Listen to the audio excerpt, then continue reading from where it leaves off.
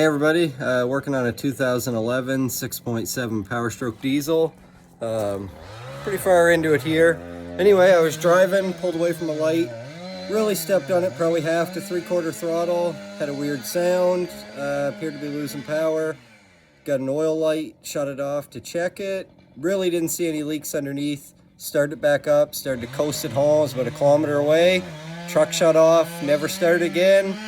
Couldn't find out what it was. Well, I thought the crank gear might have spun. We get the front cover taken off. Had an oil leak anyway, so I had to do it. I don't know if you can see it here. This is the keyway that holds this pulley to the front of the crankshaft there.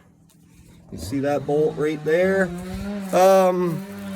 Must have been from factory. That bolt was loose. We noticed it was about 1/8 of an inch out. Could have caused it to spin, and there's your no start. So we'll fix an oil leak, put it back together.